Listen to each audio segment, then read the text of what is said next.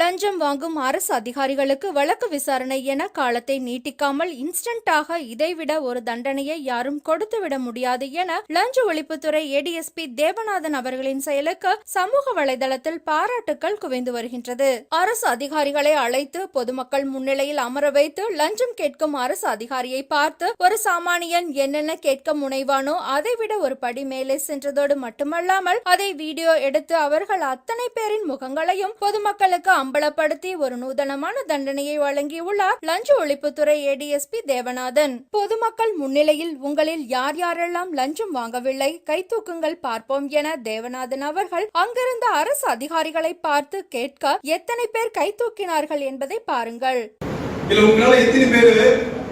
நான் லஞ்சமே இதுவரைக்கும் வாங்கினதில்லை சார் பதிவுத்துறையில அப்படின்னு கை தூக்க முடியும்.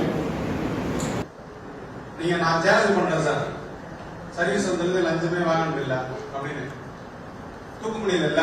இது எவ்வளவு ஒரு சொல்லக்கூடாது வெட்கக்கேடான விஷயம். ஒருவர் கூட கையை தூக்கவில்லை. பொதுமக்கள் முன்னிலையில் வெக்கி தலைகுனிந்தனர் அங்கிருந்த அதிகாரிகள். இதை அங்கிருக்கும் அதிகாரிகளின் மனைவி மக்கள் பார்க்க நேரிடும். இதுவே அங்கிருந்தவர்களுக்கு ஒரு நூதன தண்டனை. அதோடு தேவநாதன் அவர்கள் நிற்கவில்லை, அதிகாரிகளை நோக்கி சாட்டையை சுழட்டுகின்றார். உங்களது மனைவிக்கு அடுத்தவன் காசில் பூ வாங்கி கொடுக்கின்றீர்களே, அது உங்களுக்கு அசிங்கமாக இல்லையா? உங்களுக்கெல்லாம் மனசுல ராஜான்னு நினைப்பா? உங்க வேலை பொதுமக்களுக்கு ஊழியம் செய்வதுதான். நீங்க அவங்களுக்கு சர்வன்ட், அவ்வளவுதான். பொதுமக்களிடமிருந்து பணத்தை பறிக்கும் ஒயிட் காலர் கொள்ளைக்காரர்களா நீங்கள்? பழைய மாறியெல்லாம் இனி நினைக்காதீங்க. விருதாச்சலத்துல என்ன ஆச்சுன்னு பாத்தீங்கல்ல. உங்களை எல்லாம் பொதுமக்கள் என்ன தெரியுமா சொல்றாங்க? ஊர்ல அடிச்சு வலையில போடுறவன் போறான் பாருன்னு திட்டுறாங்க. பொதுமக்கள் ஒரு அளவுதான் பொறுப்பாங்க. பொங்கி எழுந்தாங்க, நீங்கெல்லாம் தாங்க மாட்டீங்க. யாராச்சும் லஞ்சம் வாங்குனீங்க, உங்க வாழ்க்கை அவ்வளவுதான் என செவிலில் அறைந்தார் போல் மக்கள் முன்னிலையில் சாட்டையை சுழட்டினார் தேவநாதன்.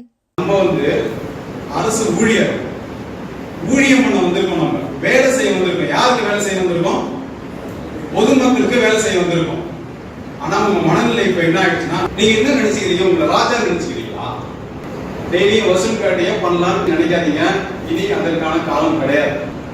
விருதாச்சலம் சார்பதிவாளருக்கு என்னாச்சு தெரியும் இல்லையா? எவ்வளவு அசிங்கம் அது. பேப்பர்ல உங்க போட்டோ வர்றது ரொம்ப உங்களுக்கு மகிழ்ச்சியா இருக்கா?